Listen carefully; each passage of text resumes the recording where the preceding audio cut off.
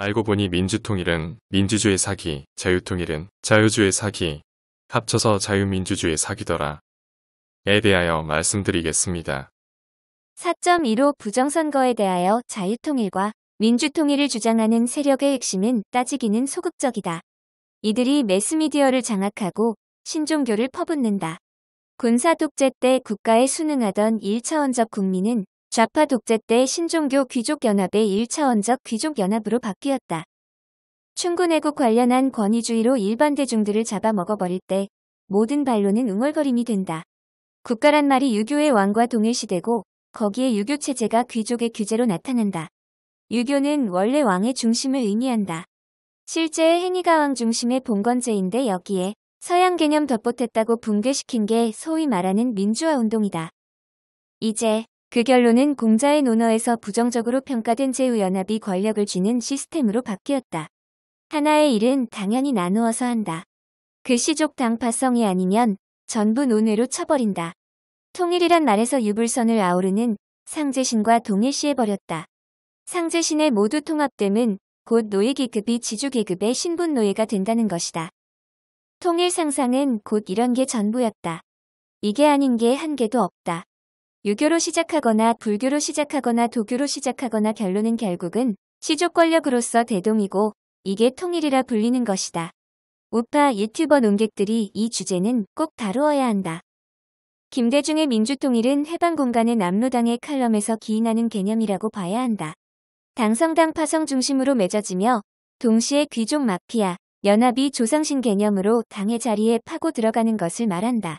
그래서 운동권 권력의 허수아비 대장 권력을 가진 지역의 제후들 바람잡이들 3순위 일반 국민으로 맺어진다. 왕의 충성이 아니라 민에 충성해야 한다는 영화 명량의 대사는 결국 귀족이 자기 밥그릇 싸움에 충성해야 한다는 이야기다.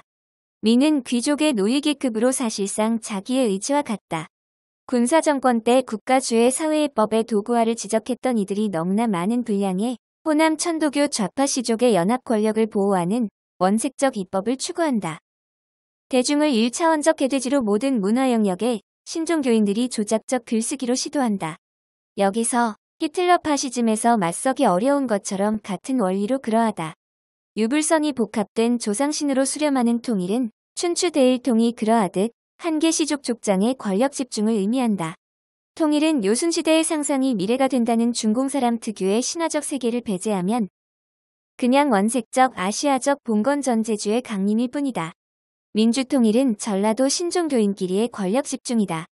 민주통일이 민주주의를 기망했다면 자유통일은 자유주의를 기망한다. 자유통일에서 서구 자유주의를 말한 것 같은 외양을 띠지만 실제로는 유불선이 종합된 조상신 중심으로 허수아비 대장 실제 권력 바람잡이일 반국민의 신분제로 간다. 자유통일 개념에서 자유주의를 논하면 사도 바울의 갈라디아서 5장 1절의 자유를 의미하는 게 맞다. 그러나 영남권 신종교인들의 도교 속에서 조상신을 만나는 것으로 개념을 바꾸어 버린다.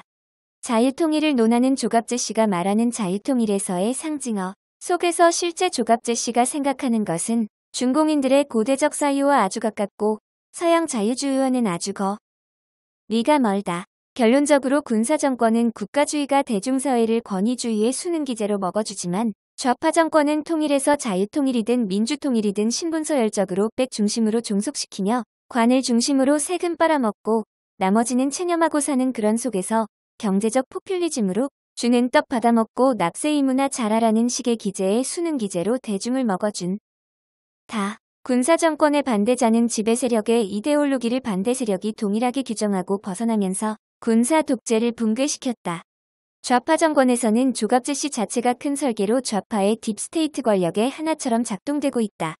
트럼프가 계속 한국에 요구하는 게 있다. 서구 자유주의의 국가 간 원칙으로 한국은 군사비를 적정하게 내야 한다. 이 간단한 메시지는 조갑제 씨나 고성 국박사 등 우파 노장층의 힘있는 인플루언서가 가볍게 은폐해줘버린다. 이 땅의 김영삼 시대 이후에 엄청난 지식 강국이 돼도 우파에서는 그 지식을 일도 외면하는 청나라 속국 상태의 시족 관습만을 맹조하는 무식한 노인한고 권력을 발휘하는 일만 나왔다. 바이든은 딥스테이트 세력으로 계속 주장하는 것은 트럼프의 다른 식으로 미국 좌파 우선주의일 것이다. 한국은 그런 의미로 종속시키며 미국 좌파 및 딥스테이트 논리로 갈 것이다. 트럼프처럼 한국에 큰 실망을 하는 조건을 공격적인 언사를 할 가망은 낮아 보이지만 그렇다고 바이든이 결국 문침의 권력의 배후와 배경인 딥스테이트 권력과 연결일 뿐이다. 김정은과 문재인에 유리하느냐 불리하느냐 문제가 모든 것을 압도하는 잣대는 결국은 조갑제라는 대장선비 앞에 오랑캐몰이가 사상전을 대체하는 것이다. 물론 좌파가 심각한 오랑캐몰이를 하고 있다.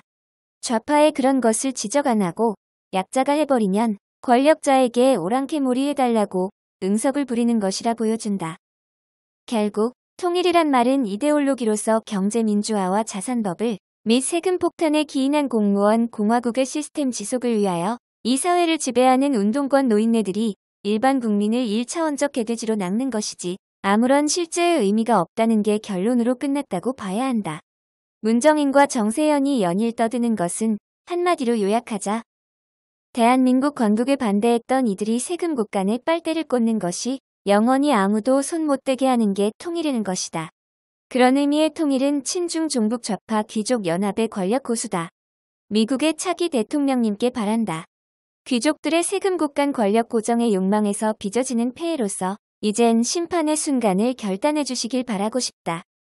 모두 사기이고 모두 거짓말이다. 사기와 거짓말인데도 반대를 쉽게 할 수 없어 온 것은 이렇게 망할 수준으로 가도 경제위기가 오지 않았기 때문이다.